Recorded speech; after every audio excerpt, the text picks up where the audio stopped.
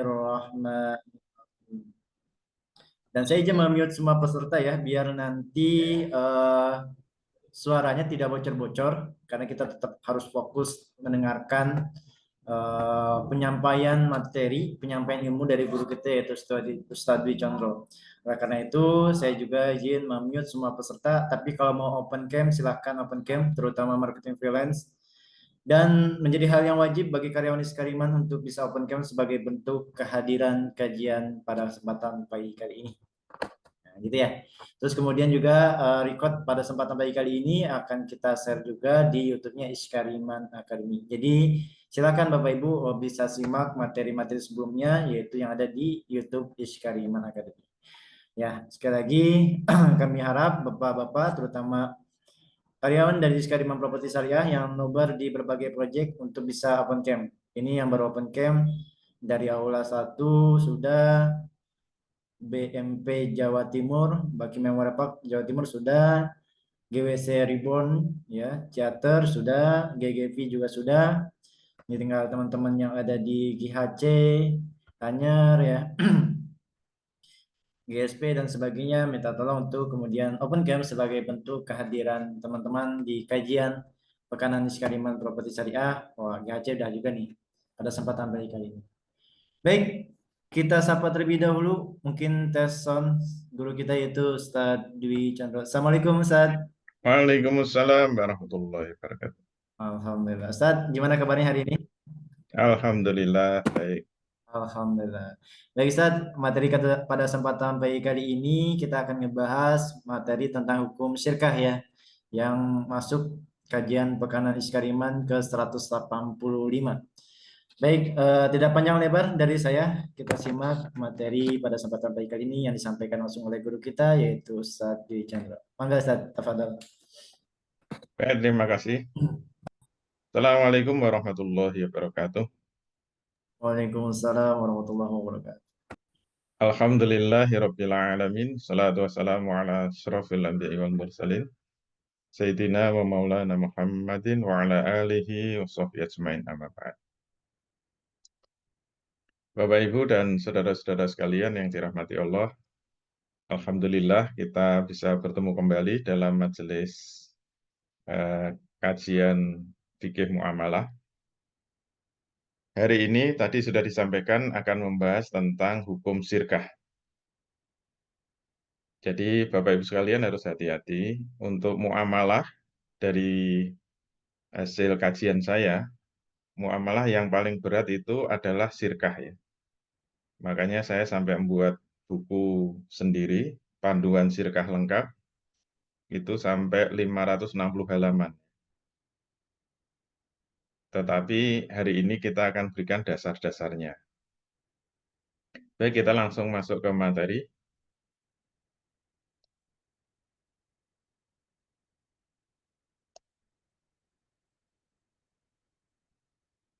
Kita mulai dari definisi syirkah. Agak panjang definisinya. Wasyirkatu hiya akdun bainasnaini fa'aksara. Yattafiqoni fihi alal qiyami bi'amalin maliyin. Because diribhi. Jadi syirkah itu adalah akdun bainasnaini. Akad dari dua belah pihak, fa'aksara, bahkan lebih. Yattafiqoni fihi yang mereka bersepakat di dalamnya alal qiyami bi'amalin maliyin. Untuk mewujudkan sebuah usaha bisnis, because diribhi. Dengan tujuan untuk mendapatkan keuntungan. Nah, sebagaimana biasanya kalau dalam definisi syariah, itu mesti ada kata kunci yang penting, sehingga kita bisa menggunakannya untuk menilai, ya, untuk menilai apakah sebuah syirkah atau perseroan atau perserikatan itu sah atau tidak. Kata kunci dari syirkah ini adalah alal qiyami bi amalin maliyin. Untuk mewujudkan usaha bisnisnya. Oleh karena itu, kalau ada persekutuan, jadi syirkah itu bisa kita terjemahkan persekutuan, bisa juga perseroan, juga bisa persyarikatan, juga bisa kalau bahasa Inggris corporation itu bisa juga koperasi. Oleh karena itu, persekutuan atau perseroan itu sah atau tidak. Kata kuncinya, kalau mereka selesai berakad, selesai bersepakat, itu harus bisa terwujud sebuah usaha bisnis. Makanya kata kuncinya di sini adalah alal qiyami bi amalin maliyin. Untuk mewujudkan usaha bisnis. Oleh karena itu, kalau sudah akad ditandatangani, kok nggak bisa jalan itu bisnis, berarti harus dipertanyakan itu akadnya sah apa tidak. Nah, dari definisi ini kita juga bisa menilai, bisa langsung menilai. Mohon maaf ya, kayak perseroan terbatas PT ya. Kenapa tidak sah? Ternyata PT itu adalah persekutuan modal. Jadi PT itu sebenarnya kalau dalam bahasa Arab sirkah musahamah.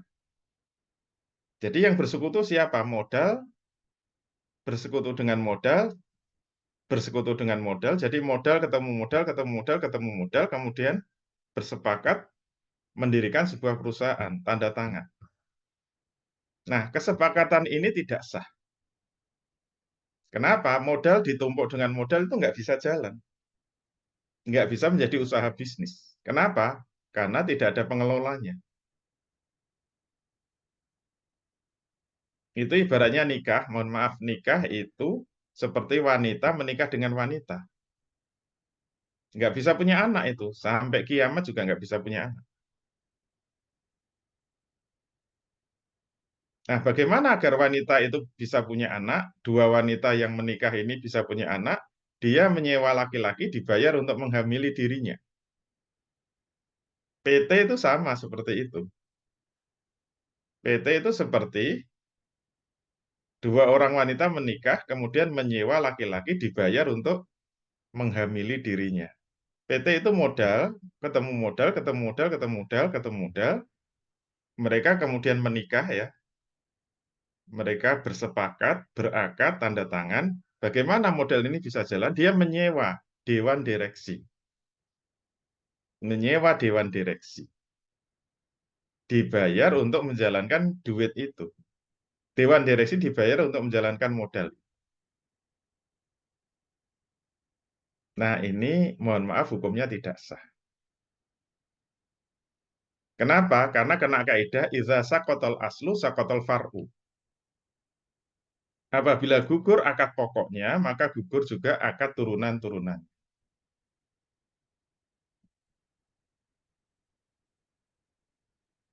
Contoh penerapan kaidah fikih ini misalnya, laki perempuan berpacaran.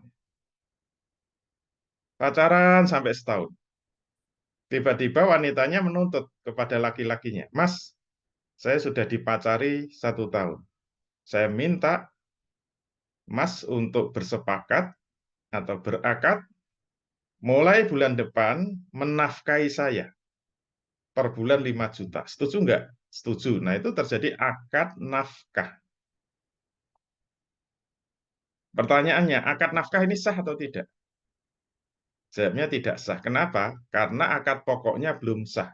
Kalau akad pokoknya belum sah, maka akad turunannya juga tidak sah. Idza saqatal aslu saqatal far'u. Apabila gugur akad pokoknya, maka gugur pula akad turunan-turunannya. Kalau ini diterapkan pada PT, kalau persekutuan modal itu tidak sah menjadi sebuah akad sirkah, maka kalau PT itu mengangkat dewan direksi untuk melaksanakan perusahaan itu, akad pengangkatan dewan direksi dengan akad ijarah itu menjadi tidak sah. Kenapa? Karena akad pokoknya belum sah. Idza saqatal aslu saqatal far'u. Nah, ini contoh penerapan definisi sirkah. Baik, hukum sirkah itu boleh jais, dasarnya dari as-sunnah. Yang pertama, Nabi Shallallahu Alaihi Wasallam mentakrir muamalah sirkah yang dilakukan oleh para sahabat. Takrir itu berarti persetujuan Rasul. Karena Rasul melihat praktek sirkah yang dilakukan oleh sahabat, Rasul diam, itu maknanya setuju. Yang kedua, sabda Nabi. Nah, ini biasanya menjadi landasan paling penting dalam sirkah. Innallaha yaqul anna salisus syarikaini malam yakun ahaduhuma sahibahu wa idza khanahu kharajtu min bainihima. Allah Subhanahu wa taala berfirman, aku adalah pihak ketiga dari dua pihak yang bersirkah. Masya Allah, Masya Allah. Ini maknanya apa? Kata ulama, maknanya sirkah itu penuh dengan barokah. Jadi yang dimaksud Allah ikut bersirkah, itu maknanya Allah siap memberikan barokah. Jadi sirkah itu besar barokahnya.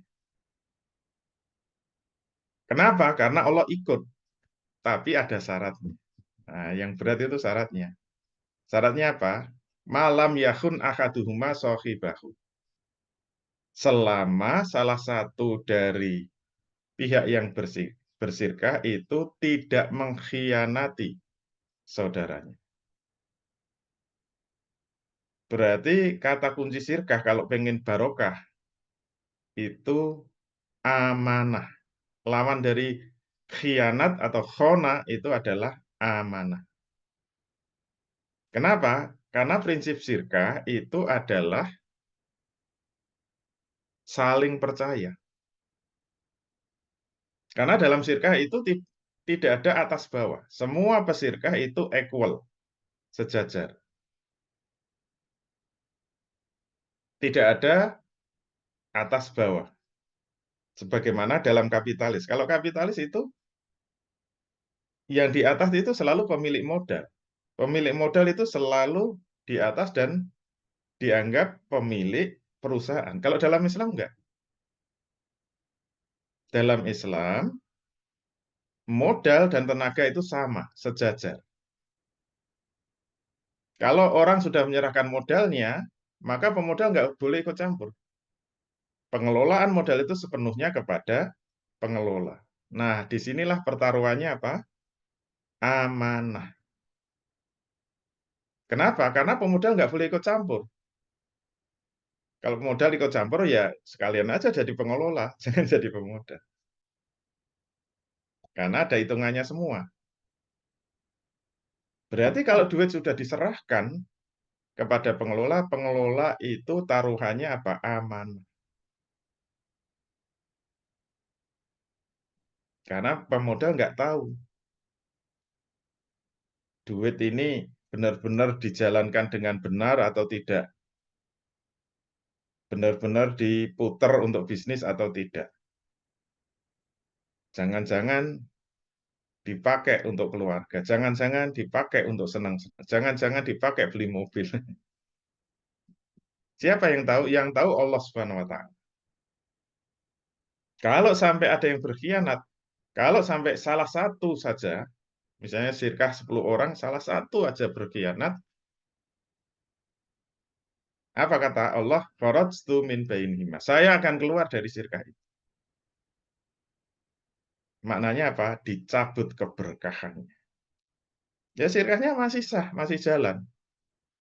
Tapi kalau ada yang berkhianat salah satu itu nanti suasananya akan kerasa itu. Sirkah kalau nggak berkah itu panas, rasanya panas. Saling curiga, saling memusuhi, saling mengintai, karena sudah nggak percaya, sudah saling nggak percaya. Dulu awal-awalnya semangat bareng-bareng, kesana kemari bareng-bareng, kemudian ada yang mulai jarang datang, mulai tidak tidur di rumah. Ya sirkahnya masih sah, tapi ada yang tidak amanah seperti ini, Bahayanya apa? Allah akan keluar dari sirkah. Tidak barokah, suasana panas, saling bermusuhan, saling curiga, nggak pernah akur, nggak pernah semangat, percuma itu. Walaupun secara hukum syariat masih sah, tapi tidak barokah. Maka bagi siapa saja yang mau bersirkah, kuncinya apa? Amanah. Dan yang bisa mengontrol amanah seseorang hanya Allah Subhanahu wa Ta'ala. Ini hadis ini penting dan biasanya dipakai sebagai pembuka untuk akad sirkah. Baik rukun sirkah, nah muamalah selalu 3 ya, rukun sirkah. 1. Al-aqidani, 2. Makhalul aqad, 3. sigot. Dua pihak yang bersirkah syaratnya punya kecakapan dalam tasarruf, ahliyah atau sorofiyah, cakap dalam menjalankan hukum-hukum syariat. Nah, yang paling penting nomor 2.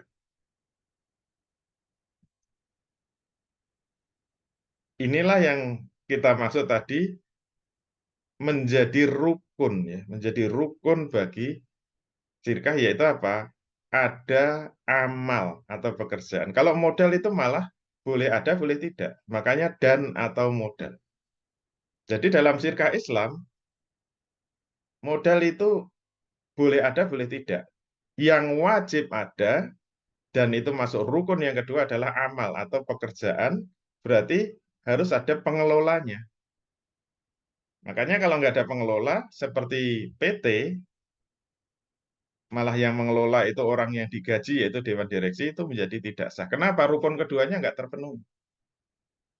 Kemudian sigot seperti biasa 4 ya, muwafik, satu majelis akad, tidak boleh ada fasil, dan harus saling mendengar dengan jelas. Baik, kita kemudian masuk pembagian sirkah. Secara garis besar, sirkah dibagi 2, sirkah amlak dan sirkah ukut. Sirkah akad jamaknya ukut. Apa bedanya? Sirkah amlak itu sirkah dalam kepemilikan saja. Memiliki benda, memiliki barang secara bersama. Dua pihak atau lebih. Tapi hanya memiliki, tidak digunakan untuk bisnis. Misalnya ada 5 orang dikasih mobil. Ya sudah, ini silakan dipakai bersama. Gantian ya, jangan rebutan. Namanya sirkah amlak di dalam kepemilikan mobil. Bisa juga warisan rumah, tapi tidak dijual, dipakai bersama. Nah, itu namanya sirkah amlak. Tapi kalau kemudian ingin mobil itu dibisniskan, misalnya digunakan untuk disewakan, maka harus berpindah ke sirkah akad. Yaitu sirkah antara dua belah pihak atau lebih dalam pekerjaan dan atau modal untuk mendapatkan keuntungan. Nah, ya yang membedakan ini. Kalau sirkah akad itu tujuannya bisnis. Because dirifhi dalam rangka memperoleh keuntungan. Kalau amlak hanya sirkah dalam kepemilikan saja. Nah, selanjutnya sirkah akad dibagi 5. 1, 2, 3, 4, 5. Sirkah inan itu sirkah antara dua belah pihak atau lebih yang masing-masing memberikan kontribusi tenaga dan kontribusi modal. Semuanya pengelola, semuanya pemodal.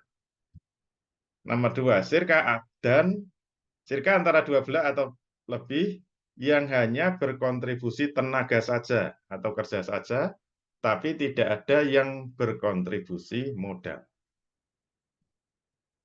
Nah, sirkah mudharabah ini sirkah yang paling spesial, paling unik, yang khas Islam, itu sirkah mudharabah. Yaitu sirkah antara pemilik tenaga yang hanya berkontribusi tenaga saja, bertemu dengan pihak yang berkontribusi modal.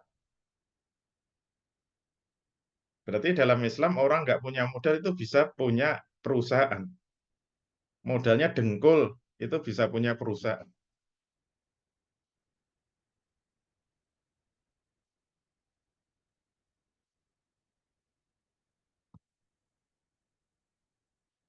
Syaratnya apa? Ya syaratnya sirkah mudorobah. Kalau nggak punya modal ya silahkan.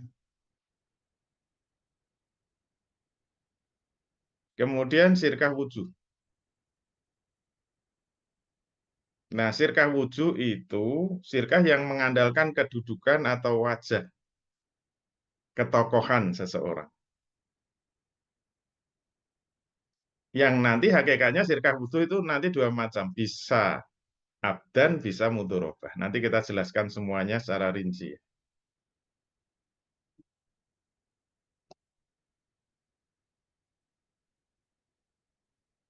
Yang terakhir sirkah mufawadoh.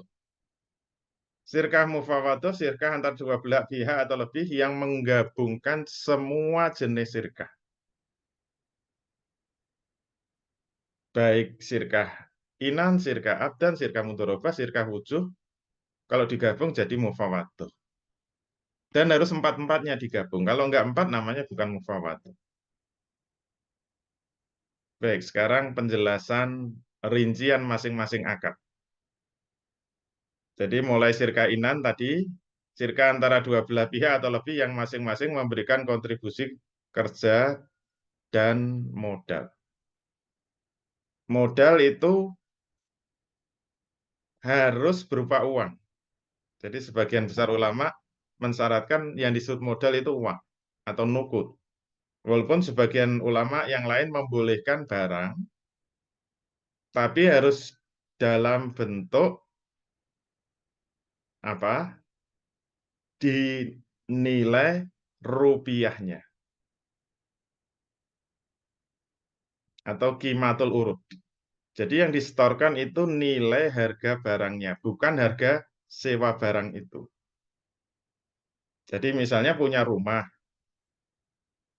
mau disirkahkan, tapi ngomongnya ini biasanya kalau disewa setahun 50 juta. Ya sudah tulis saja ya, modal saya 50 juta. Nanti boleh pakai rumah saya, itu enggak boleh.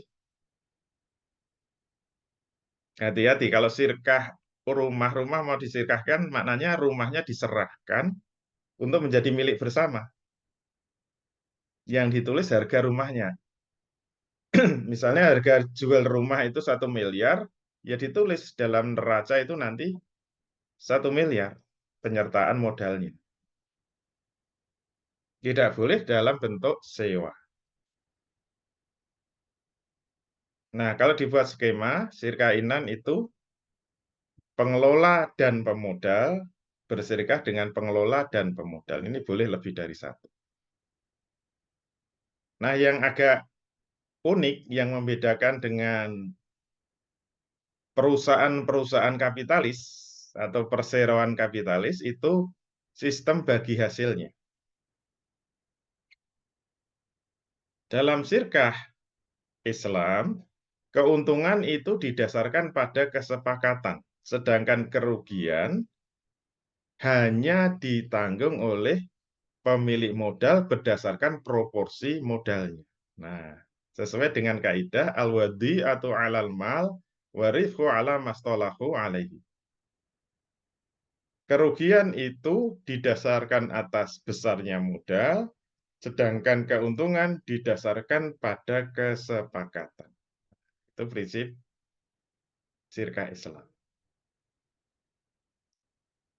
Makanya kalau modalnya walaupun besar itu bisa saja dapat bagi hasil yang kecil. Karena Islam menghargai juga skill, menghargai tenaga. Makanya keuntungan didasarkan pada modal, pada kesepakatan. Loh, kalau rugi kenapa pengelola nggak nanggung kerugian? Nah, harus hati-hati. Kenapa? Karena pengelola dalam sirkah tidak boleh digaji. Jadi kalau rugi, pengelola berarti rugi waktu, rugi tenaga rugi pemikiran nggak dapat apa-apa. Itu senilai dengan kerugian modal. Karena di dalam sirkah pengelola tidak boleh digaji. Oke. Yang kedua sirkah abdan. Sirkah abdan adalah sirkah antara dua belah pihak atau lebih yang masing-masing hanya berkontribusi amal saja. Tidak ada modal. Kontribusi bisa berupa kerja pemikiran, kerja fisik, atau menggabungkan keduanya, tidak disyaratkan ada kesamaan keahlian, boleh beda profesi. Misalnya tukang kayu dengan tukang batu, arsitek dengan tukang batu. Nah, itu boleh. Skemanya semuanya pengelola, pengelola, pengelola, pengelola, kemudian sepakat membuat proyek bisnis syariah. Nah, kalau sirkah abdan itu hanya ada bagi untung, tidak ada bagi rugi, karena tidak ada modal. Disyaratkan pekerjaan yang dilakukan harus pekerjaan yang halal, tidak boleh pekerjaan yang haram, misalnya bekerja sama untuk merampok, kerjasama pembunuh bayaran, kerjasama berburu celengan. Maksudnya babi hutan ya, celeng. Nah, keuntungan yang diperoleh itu dibagi berdasarkan kesepakatan. Boleh sama, boleh tidak. Kalau rugi, insya Allah nggak ada rugi karena nggak ada modal. Kecuali nanti kalau ada utang. Nah, kalau ada yang ngutangi, nanti masuknya sirkah wujuh. Ya, nanti kita jelaskan di sirkah wujuh. Yang ketiga, mudharabah. Sirkah mudharabah adalah sirkah antara dua belah pihak atau lebih dengan ketentuan satu pihak memberikan kontribusi kerja atau amal, sedangkan pihak yang kedua berkontribusi modal atau mal. Nah, tadi sudah kita singgung. Dalam sirkah ini, kewenangan melakukan pengelolaan atau tasarruf terhadap harta atau modal itu hanya di pihak pengelola. Haknya pengelola atau mudharib. Pemodal tidak berhak ikut turut campur dalam pengelolaan atau tasarruf. Walaupun ketika menyerahkan modal boleh memberikan syarat. Namanya mudharabah muqayyadah. Misalnya syaratnya saya mau kasih uang 1 miliar, syaratnya hanya untuk bisnis properti misalnya. Saya nggak mau bisnis yang lain. Itu namanya memberi syarat. Ini penting ya. Nanti karena terkait dengan bagi rugi. Nanti kita lihat cara bagi ruginya. Nah, ternyata mudharabah bisa tiga tipe ya, tiga model. Model pertama, ini yang murni ya, mudharabah murni, tipe 1. Pemodal murni, bekerja sama dengan pengelola murni. Ini tipe 1. Tipe 2, yang satu pemodal murni, bekerja sama dengan pengelola plus pemodal. Tipe 3, ini ada lebih dari satu pemodal, bekerja sama dengan pengelola. Silakan dipilih, dipilih, dipilih. Nah, ketentuan pembagian keuntungan dan kerugian sama seperti sirkah inat.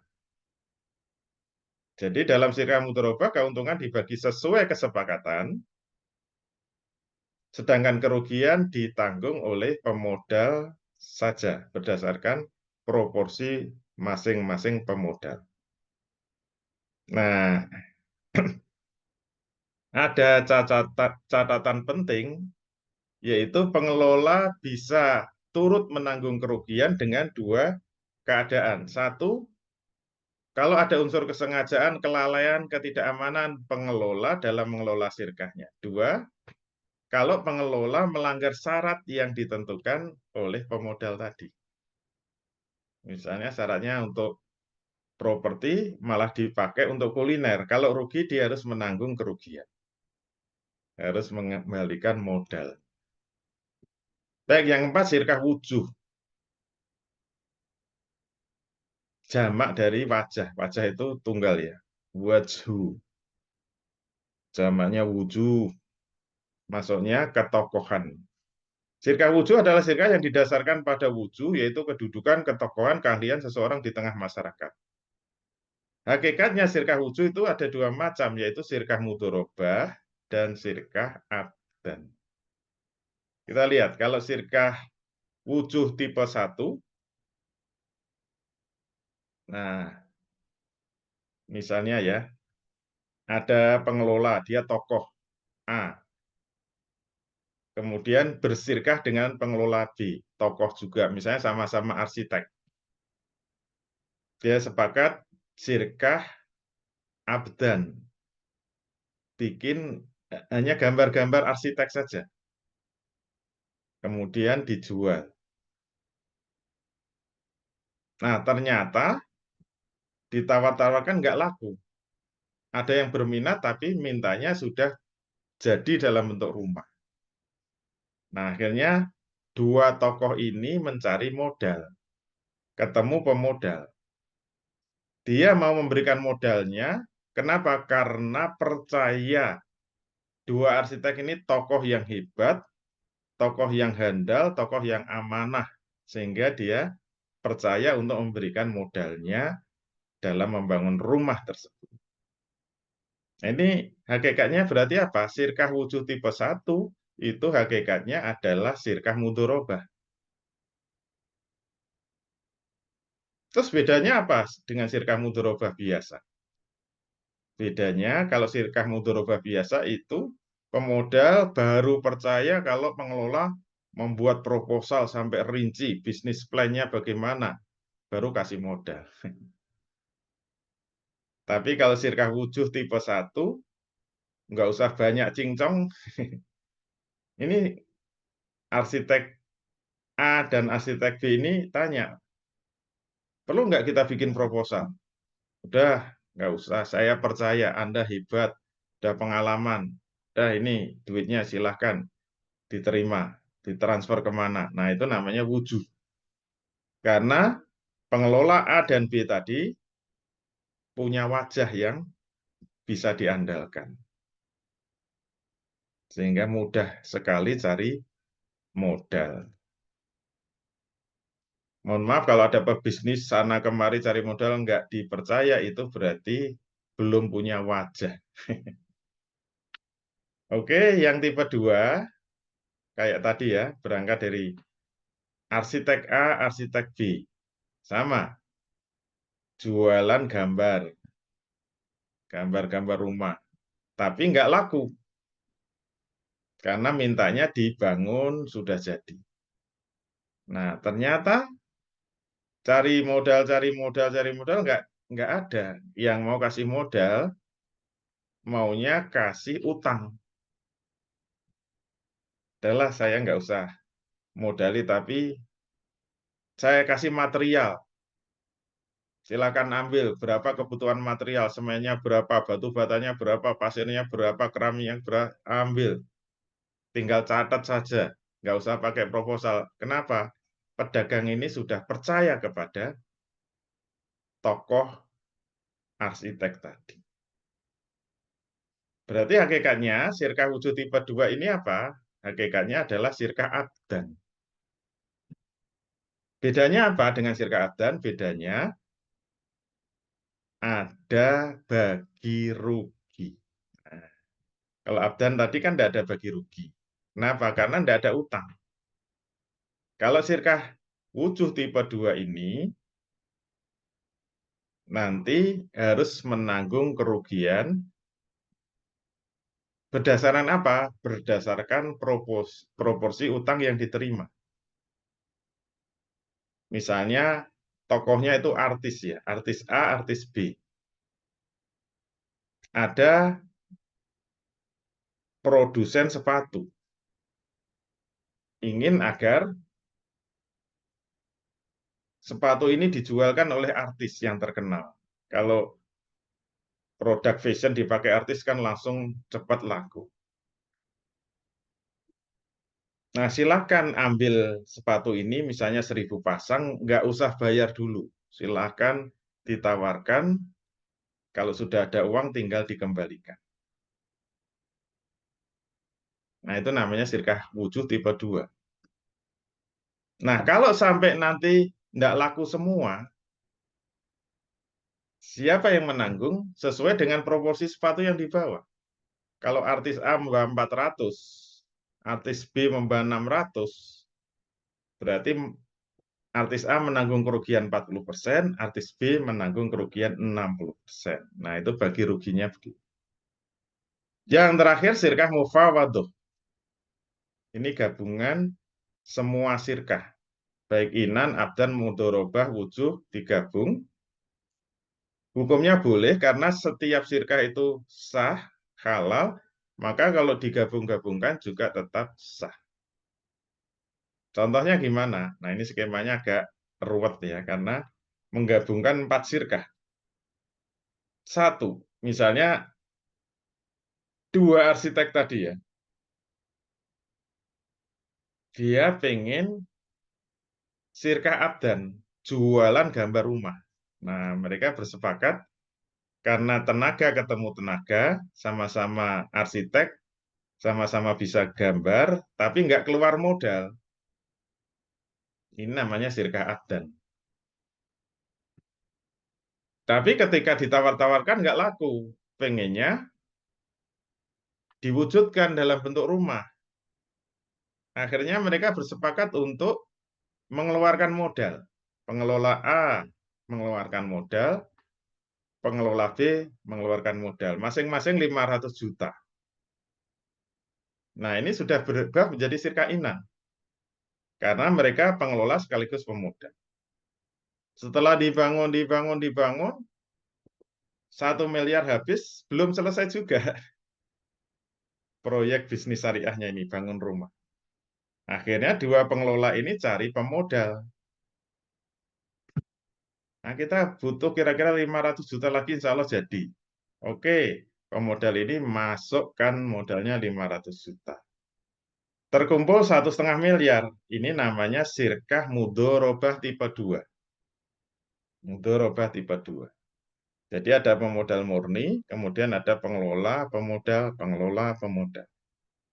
Sudah jalan, dapat suntikan 500 juta, ternyata belum selesai juga.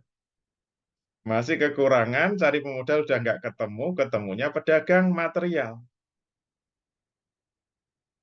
Silakan untuk menyelesaikan, ambil material secukupnya, tinggal tulis. Saya percaya dengan Anda. Nah, ini namanya sirkah wujud.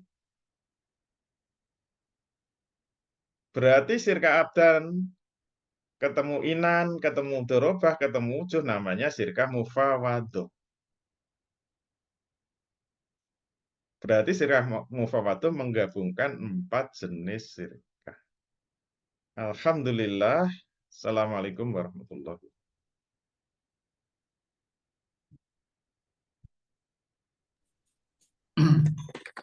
Baik, Masya Allah. Tes.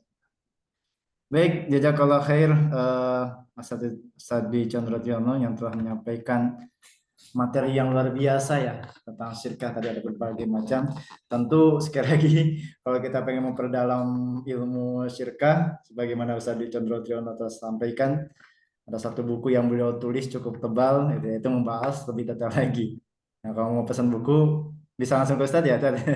Atau juga nanti bisa cari di online juga boleh ya.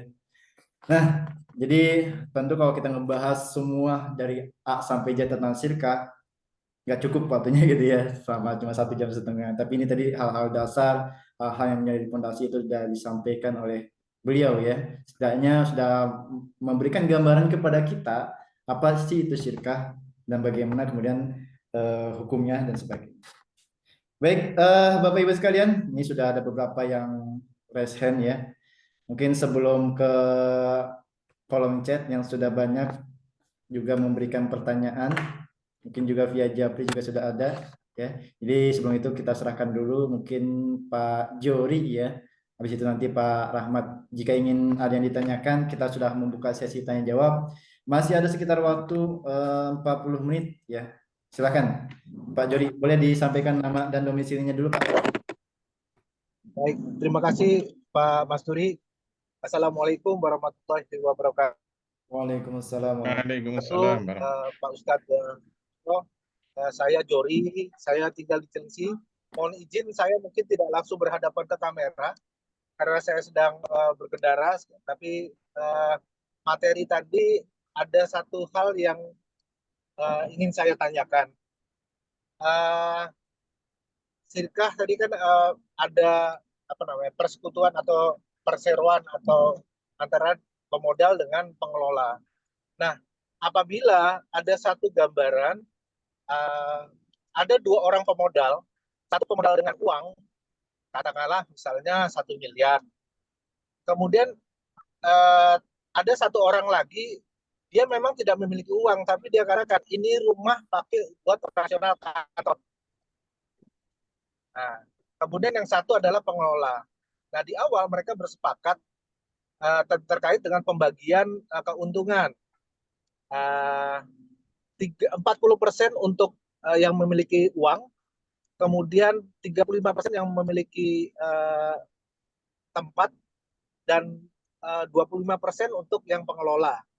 Nah, ketika semester pertama, di awal-awal memang ada keuntungan, tidak jadi masalah. Kemudian selanjutnya ada kerugian. Nah, tadi dikatakan bahwa kalau kerugian menjadi yang ditanggung oleh pemodal. Nah, sementara pengelola tidak apa namanya mengalami atau tidak perlu mengalami kerugian. Nah, pemodal tadi ada dua, yang satu uang, yang satu cuma berupa tempat. Nah, itu kemudian pembagian kerugiannya seperti apa ya Pak Ustadz ya? Apakah itu diperbolehkan satu sirkah yang beliau seperti tadi, atau memang di awal sudah tidak diperbolehkan? Terima kasih banyak.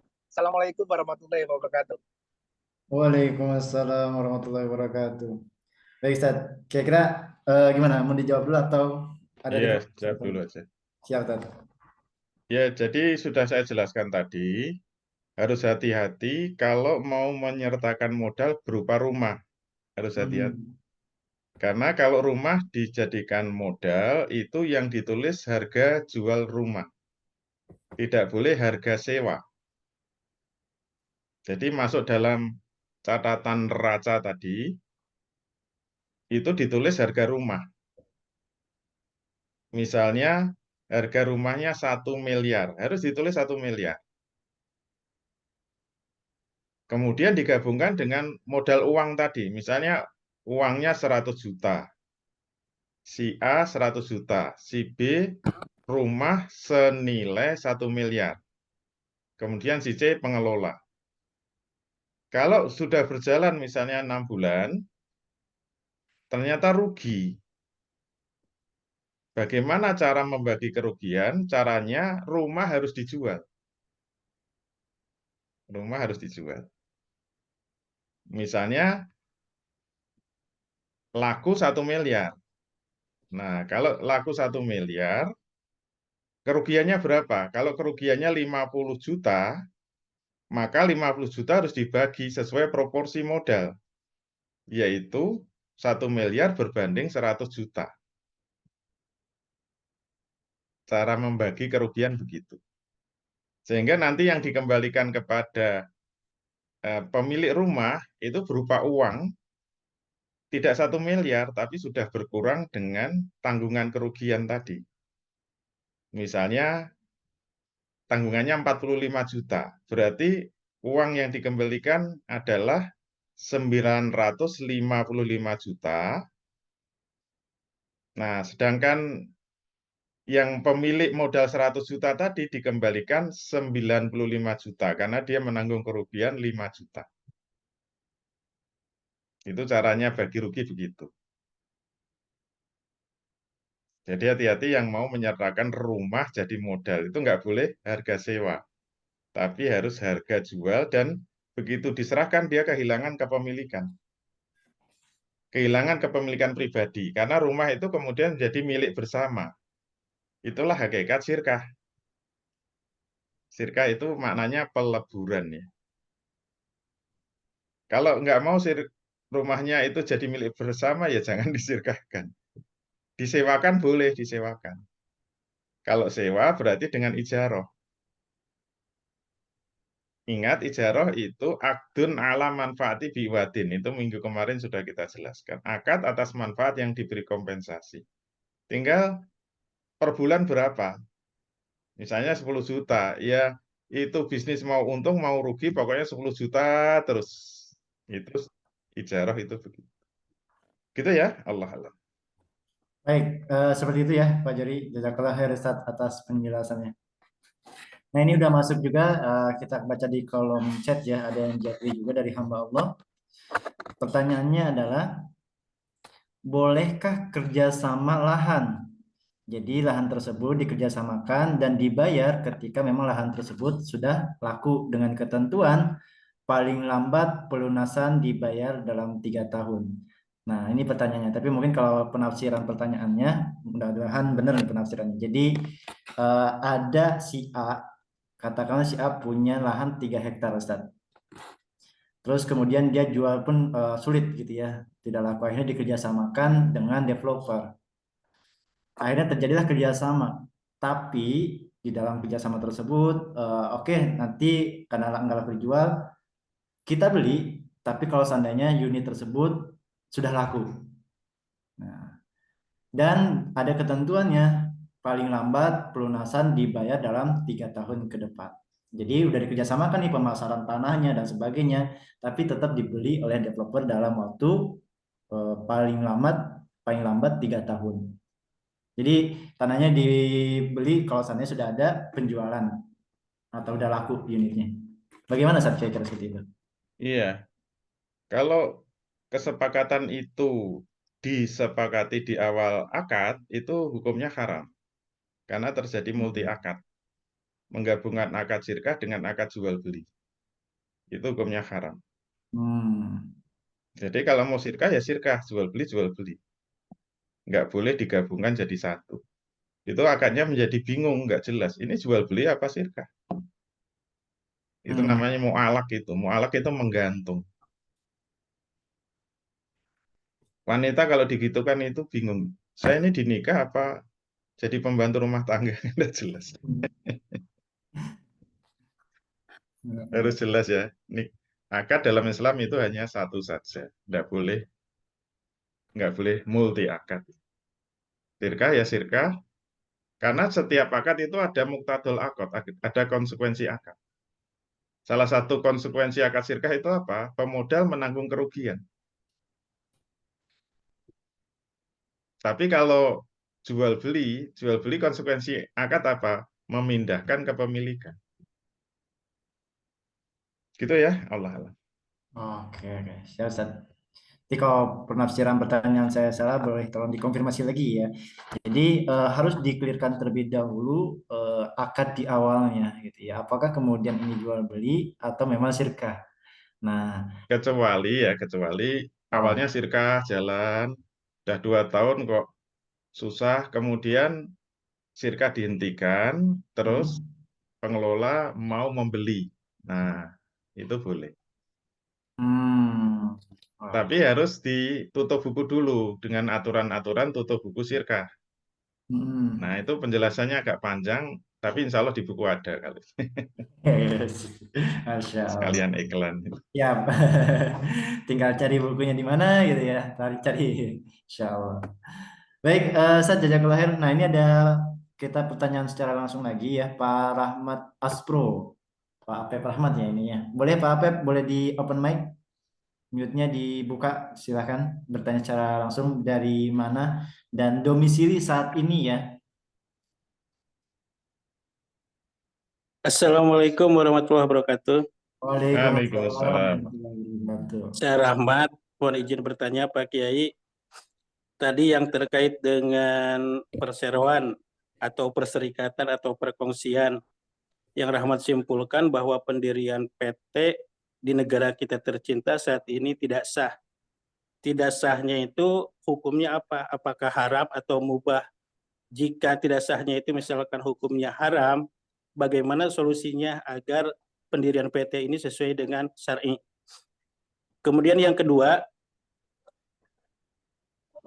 semisal kita sudah melakukan akad jual beli, akad PPJB dengan pemilik lahan, seluas 1 hektar. Di dalam poin PPJB itu ada salah satu perjanjiannya kita bisa melakukan penjualan yang kita split menjadi beberapa kapling, misal 30 kapling dari 1 hektar itu. Dalam perjalanannya ada konsumen yang survei, ternyata dia lebih tertarik kepada lahan yang bukan termasuk ke 1 hektar. Di belakangnya misalnya itu. Misalnya di belakangnya itu ada tanah 1000 meter. Karena kami tidak ingin melepaskan peluang, maklum sales ya. Sales mengatakan, oh iya ini tahap pertama kita 1 hektar. Tetapi tahap kedua kita akan lebih dari 10 hektar. Termasuk tanah yang 1000 meter ini akan masuk ke plotting kita atau rencana pengembangan kita. Ternyata lebih tertarik si konsumen itu dengan lahan yang tidak termasuk 1 hektar ini. Sedangkan kami jangankan bertemu dengan pemilik lahan yang 1000 meter ini, komunikasi pun belum. Apakah boleh atau diperbolehkan hal-hal itu kita lakukan? Demikian, terima kasih. Assalamualaikum warahmatullahi wabarakatuh. Waalaikumsalam warahmatullahi wabarakatuh. Seperti itu, Ustaz. Jadi pertanyaan yang intinya pertama tadi ngomongin tentang PT ya, seperti apa kemudian tingkat keharamannya atau bagaimana solusinya, Ustaz? Ya, jadi ini sudah dibahas materi awal ya tentang akad. Semoga kalau belum ikut pas materi itu bisa menyimak rekamannya ya. Mungkin di YouTube bisa dicari pembahasan tentang akad. Jadi atau mungkin sebelum akad ya, pembahasan hukum syariah. Pembahasan tentang hukum syariah. Jadi hukum syariah itu dibagi dua, ada hukum taklifi, ada hukum wadai. Nah, kalau hukum taklifi itu ada 5. Wajib, sunnah, mubah, makruh, haram. Kalau hukum wad'i ada 5 juga. Sebab, syarat, mani, azimah rukhsah, dan yang kelima sah batal fasad. Nah, apa yang diamalkan orang itu mesti terikat dengan 2 hukum itu, hukum taklifi dengan hukum wad'i. Harus hati-hati, berbeda pelanggaran hukum taklifi dengan pelanggaran hukum wad'i. Misalnya, dulu contohnya menikah ya. Kalau suami menempeleng istri, itu pelanggaran hukum taklifi. Suami menempeleng istri, hukumnya haram. Dan bertobat atas keharaman itu mudah, asal segera istighfar, minta maaf sama istrinya. Selesai. Berbeda kalau yang dilanggar hukum wad'i. Misalnya menikah, rukunnya kurang 1, yaitu tidak ada wali misalnya. Nikah nggak ada walinya. Maka itu bukan haram ya. Atau nikah tidak ada ijab qabul, itu bukan haram, tapi batal. Bukan haram, batal. Atau tidak sah. Kalau sholat itu seperti sholat, walaupun sholatnya sangat bagus, bacaannya bagus, tapi tidak wudhu. Itu namanya batal. Nah, kalau batal nggak bisa ditobati. Harus diulang lagi. Jadi kalau sholat batal, itu semua yang dilakukan nanti haram. Di dalam berserikat, bersero, atau bersirkah, kalau sampai sirkahnya itu batal, bentuk perusahaannya itu batal, semua amal di atasnya itu haram. Karena hukum wad'i itu hukum yang melandasi hukum taklifi. Jadi seperti nikah, kalau nikahnya batal, maka mohon maaf ya, kalau suaminya menggauli istrinya disebut berzina terus selamanya, nggak bisa ditobati, zina terus. Nanti lakinya menafkahi istrinya disebut nafkah yang haram, punya anak ya anak yang haram. Nanti bapaknya jadi wali ya wali yang haram. Semuanya haram. Itu konsekuensi dari batal, bukan haram ya, batal. Jadi orang kalau berserikat dalam bentuk PT jatuhnya batal, bukan haram. Maka semua duit yang dihasilkan dari bisnis PT itu haram semua. Jual belinya haram, sewa menyewanya haram. Dia mengangkat karyawan juga haram. Duitnya dipakai umroh ya haram. Kenapa? Karena PT-nya batal.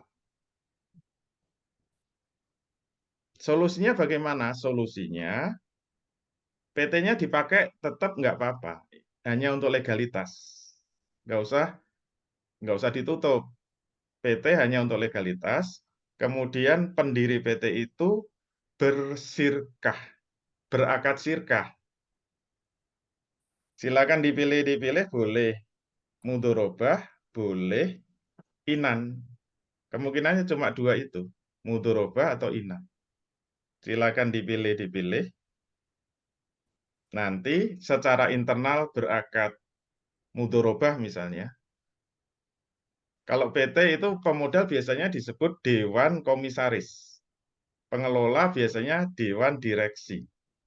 Nah, kalau mudorobah berarti Dewan Komisaris dan Dewan Direksinya berakad sirkah mudorobah. Bedanya apa?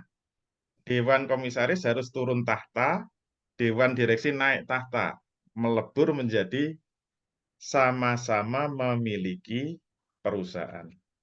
Struktur organisasinya kayak apa itu di buku ada, gambarnya ada. Terus kalau ngangkat karyawan itu strukturnya bagaimana sudah ada penjelasan.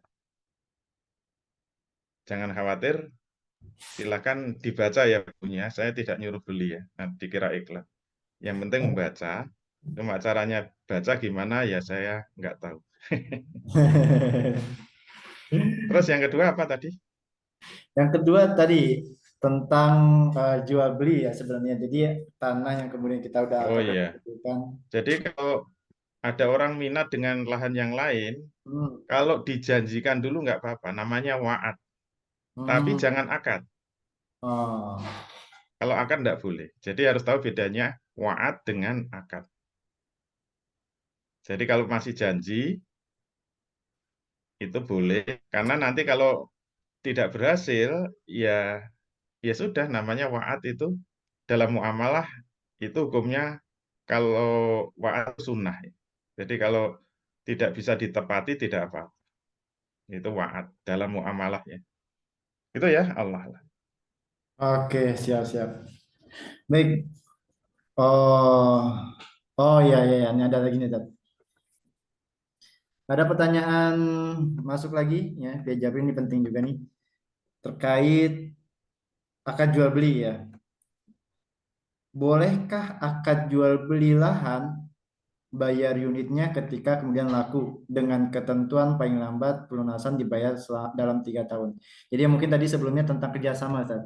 Tapi sekarang akadnya adalah jual beli lahan, tapi bayarnya ketika memang unit itu sudah laku gitu ya. Dengan ketentuan nanti paling lambat pelunasannya dibayar selama 3 tahun atau dalam 3 tahun. Jadi akadnya adalah jual beli bukan syirkah. Boleh Ustaz seperti itu juga. Iya, kalau jual beli lahan, tapi bayarnya tidak tunai, namanya jual beli kredit. Hmm. Masuknya hukum jual beli kredit yang sudah dibahas. Tetapi tidak boleh dikasih syarat. Jadi jual beli bersyarat enggak boleh. Ini akan saya beli, akan saya lunasi selama 3 tahun dengan syarat kalau jualan rumahnya laku. Itu enggak boleh. Itu namanya akad mu'alak, akad yang menggantung. La yakhillu sartoni bibai'atin. Jadi tidak halal dua syarat digabung di dalam satu akad jual. Terkena multi akad juga. Ya kalau mau jual beli kredit ya sudah. Ini saya beli secara kredit selama 3 tahun dengan harga 1 miliar. Selesai gitu. Nggak usah dikaitkan dengan laku atau tidak lakunya. Itu sudah tanggung jawab pembeli. Kalau jualan rumahnya nggak laku tetap harus dibayar, laku ya harus dibayar. Dan harganya sudah nggak boleh berubah. Jadi kalau dikaitkan dengan laku atau tidaknya itu namanya multi akad, jual beli mu'alak namanya. Sama seperti yang pertama tadi. Masih kena multi akad. Gitu ya. Allah. Oke. Baik, jazakallah khair Ustaz penjelasannya ya. Jadi tergantung tadi disampaikan ya jual belinya secara kredit ya, tidak ada syarat di dalamnya karena nanti jatuhnya mualaf. Ya kalau masih menggantung akadnya jadi nggak jelas. Ini dibeli apa nggak sih? Ya saya beli, tapi kalau laku. Jualannya kalau laku. Nah itu dibeli nggak? Iya dibeli, tapi kalau jualan kami laku. Itu namanya belum akad itu, masih menggantung. Hmm. Mualak itu, nggak boleh. Oke, oke. Baik, saya jazakallah khair ya atas jawabannya. Nanti lebih detail lagi memang ada di buku ini ya tadi ya. Baik, ini ada pertanyaan masuk lagi. Pak Pep Rahmat sudah ya? Aman ya? Sudah terjawab ya? Ini Pak Rahmat Aspro yang berdomisili di Bali ya. Masya Allah. Oh dibalik. Di Bali. Baik, terima kasih Pak Rahmat Aspro. Terus kemudian kita beranjak ke pertanyaan yang ada di kolom komentar ya di chat. Cukup banyak nih yang japri di kolom chat. Tapi mungkin beberapa kita tanyakan ya. Pertama, pertanyaannya adalah masih banyak yang belum paham terkait saham dan ada juga yang menghalalkan saham seperti jual beli saham dan sebagainya. Kira-kira bagaimana Ustaz terkait hal ini? Ini mungkin penting karena rata-rata zaman sekarang ngomongnya, saham ada saham syariah kok. Kira-kira bagaimana Ustaz? Saham itu sebenarnya tanda bukti penyertaan modal atau tanda bukti investasi. Cuma investasinya itu dipecah dalam satuan saham. Misalnya saya investasi 1 miliar, tapi dipecah-pecah dengan lembaran saham. Kalau satu lembar itu 10.000, kalau 1 miliar berarti saya 100.000 lembar. Berarti saya memiliki 100.000 lembar saham yang nilainya per saham itu 10.000. Saham yang saya pegang itu apa? Tanda bukti saya berinvestasi. Berarti tanda bukti bersirkah. Terus kalau dijual bagaimana? Boleh enggak? Ingat, saham itu tanda bukti investasi, tanda bukti sirkah. Berarti kalau mau dijual syaratnya apa? Sirkahnya harus dilepas dulu. Baru nanti dipindah milikan. Dan kalau yang mau beli itu, kalau mau masuk juga harus bersirkah dengan yang lainnya yang tidak keluar. Dan itu tergantung diterima atau tidak juga. Logika cepatnya kalau memahami jual beli saham itu seperti gini ya. Misalnya Ustadz Masturi menikah, misalnya. Sudah 5 tahun. Tanda bukti Ustadz Masturi menikah. Bukti nikah. Punya akte nikah kan? Punya buku nikah. Jadi buku nikah itu hanya sekedar tanda bukti menikah dengan si fulanah. Ternyata cekcok terus sama fulanah. Terus punya niatan untuk berpisah. Punya niatan bercerai dengan fulanah. Datang temennya si Bambang misalnya. Kamu dengar mau cerai? Iya, kenapa? Saya mau dengan istrimu. Oh, silakan. Caranya gimana? Kalau pengen mudah, cepat, praktis, beli saja buku nikah saya. Harganya berapa? Ya kayak dululah saya mahalnya itu 100 juta. Oke lah, saya diskon 75 juta aja, mau nggak? Oke, mau. Setelah buku nikah dibeli oleh Pak Bambang, langsung Fulanah jadi istrinya Pak Bambang. Kira-kira sah nggak jual beli buku nikah kayak gitu? Enggak. Nah, begitulah jual beli saham. Jadi kalau pengen jual beli sahamnya sah gimana? Fulanah diceraikan dulu sama Pak Masturi. Setelah cerai, Fulanah harus mau menikah dengan Pak Bambang. Belum tentu loh Fulanah mau. Berarti harus ada 2 akad. Akad perceraian dengan akad pernikahan yang baru. Pembatalan akad dulu ya, bukan akad perceraian. Karena cerai itu bukan akad.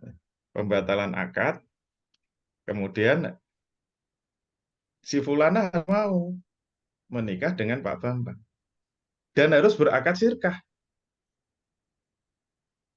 bukan akad jual beli loh. Gitu ya. Itu Oke. jawaban yang paling mudah untuk menggambarkan jual beli saham. Selalu pakai analogi nikah, Nikah ya. biar mudah dan menyenangkan. Lebih ke gambar juga ya, lebih mudah digambarkan juga ya. Insya Allah. Baik, pertanyaan selanjutnya nih dari Om Ben ya. Ustadz izin bertanya, jika dalam syirkah, pihak syirkah khususnya pengelola tidak boleh digaji, sedangkan pihak tersebut tidak memiliki penghasilan lain selain harus fokus mengelola bisnis syirkahnya. Kira-kira solusinya bagaimana Ustadz? Pihak pengelola harus bertanggung jawab, mengelola uang itu, kalau bisa ya 1 bulan sudah menghasilkan. Kalau nggak bisa menghasilkan ya jangan jadi pengelola lah, Jadi karyawan ya Pak Ustadz ya. jadi karyawan aja. Paling berat di Sirka itu menjadi pengelola. Hmm. Maka kalau saya ngisi kelas Sirka, pengelola itu pertama harus bisa buat bisnis plan, proposal bisnis plan. Yang kedua dia harus bisa menghitung BEP-nya.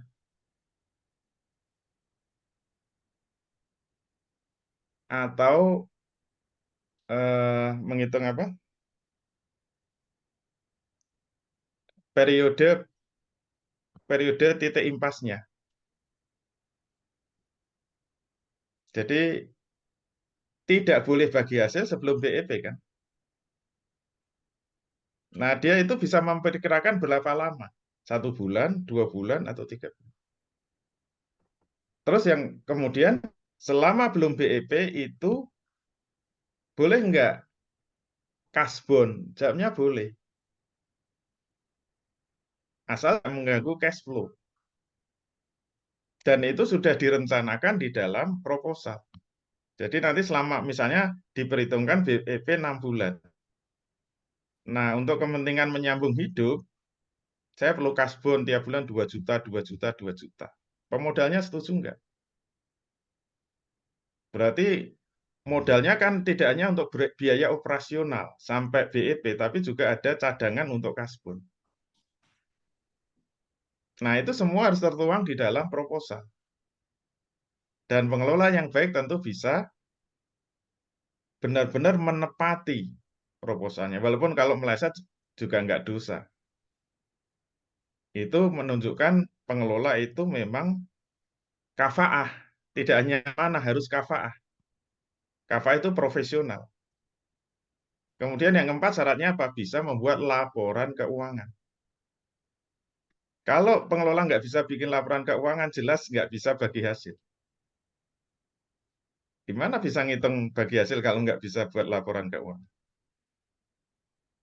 Ya sesuai laporan keuangan standar akuntansi. Yang namanya laporan keuangan kan 3. 1, laporan laba. 2, laporan perubahan modal. 3, neraca, laporan neraca.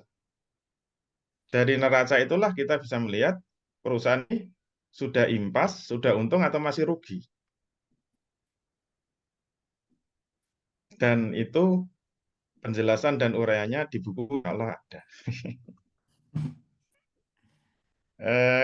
Ada yang tanya, judulnya apa? Tadi sudah saya sampaikan. Panduan Sirkah Lengkap. Nah, panduan syirkah lengkap. Itu Berapa Ustadz harganya Ustadz? agak mahal ya.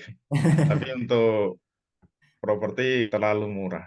Wih. Harganya 250.000. Harga standar. Kalau beli minimal 10 biasanya ada diskon. Langsung ke penerbitnya aja ada rusak coffee. Nah, Nanti kalau minta nomor penerbit tak kasih. Saya siap. nggak jualan ya, jualan penerbitnya. Nanti saya dibayar penerbit lah kira-kira. Walaupun penerbitnya punya anak saya sendiri. Ya, bersirkah dengan anak kan. Sehingga rekeningnya ya masuk ke saya juga.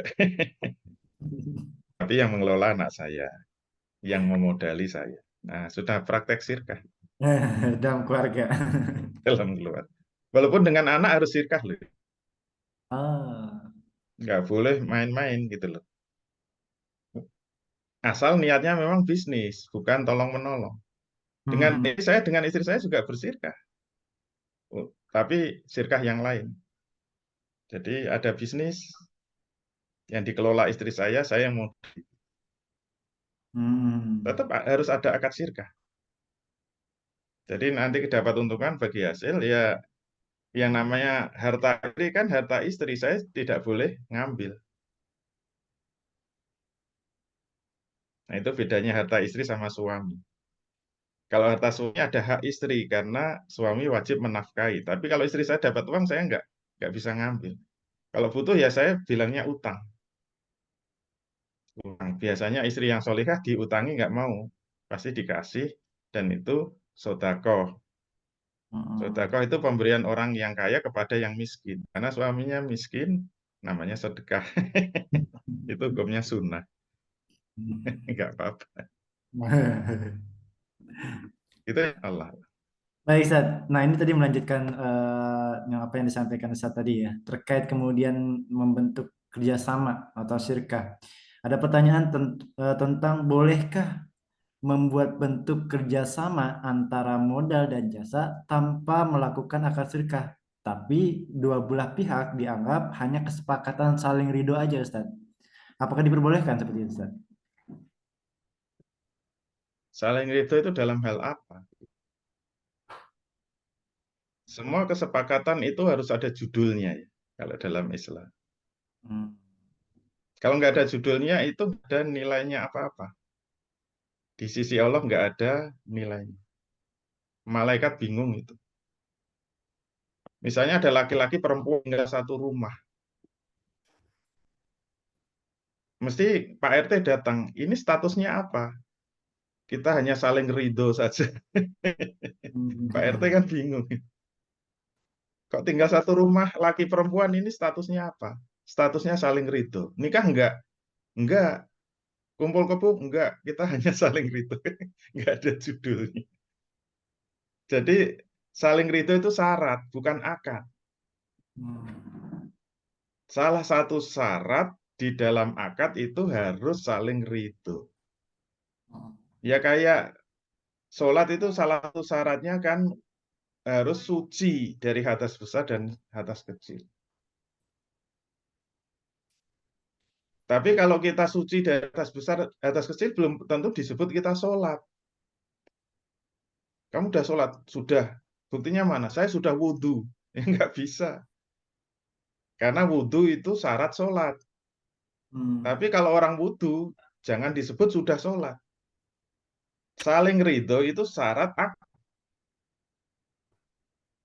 Nah, akadnya apa? Kan harus jelas. Karena akad itu bisa sirkah, bisa jual beli, bisa nikah, bisa sewa menyewa.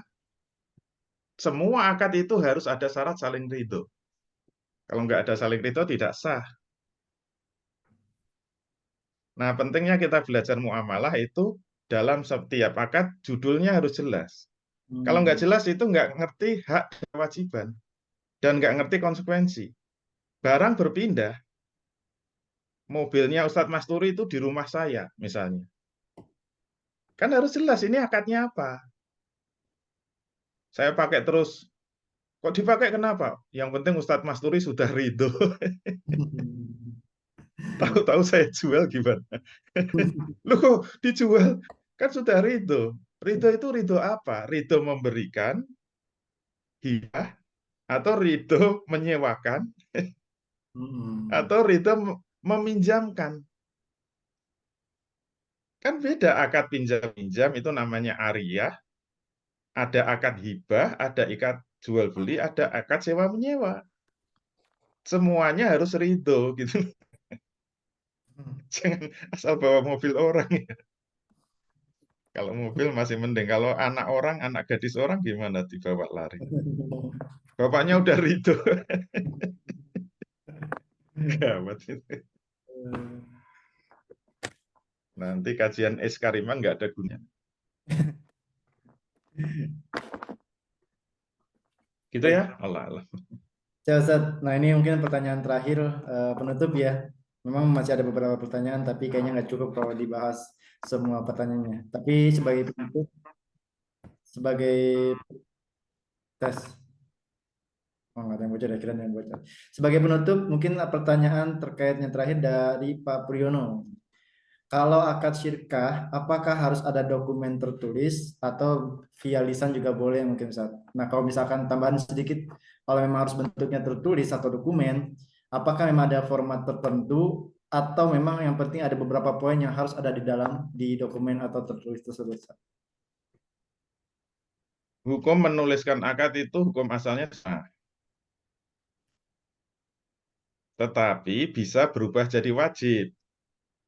Kalau ada dugaan kuat, kalau tidak ditulis menimbulkan konflik, maka menjadi wajib hukumnya ditulis.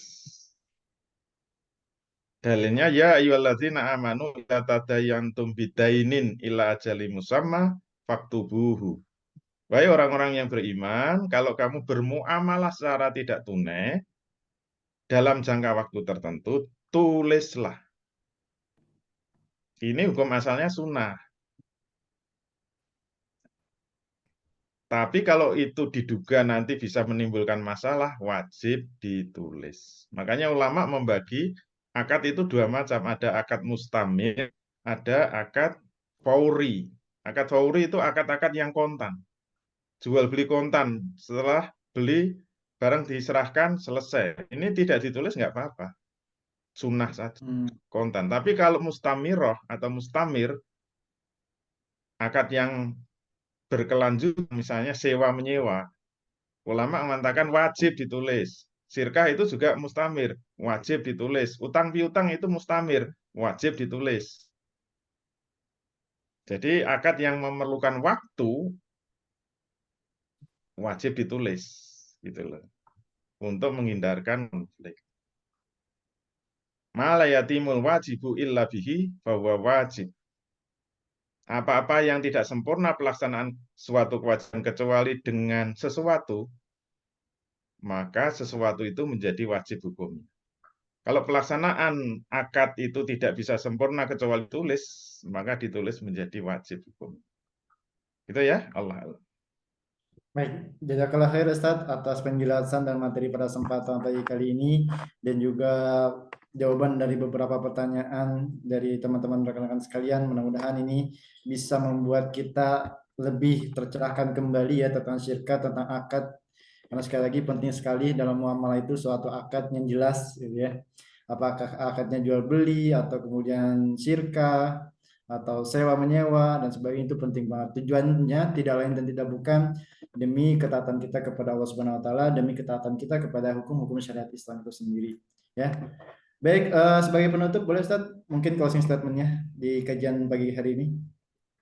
Baik, alhamdulillah. Tadi sudah saya katakan memang syirkah itu muamalah yang paling kompleks ya. Saran kami kalau ilmunya belum mencukupi lebih baik jangan syirkah. Lebih baik jangan syirkah karena jelas rawan konflik. Nanti kalau nggak bisa ngitung bagi hasil, misalnya, itu jangan-jangan malah terkena riba gitu loh. Padahal syirkah itu sebenarnya alternatif dari riba. Kalau utang piutang dengan riba haram, solusinya apa? Ya syirkah.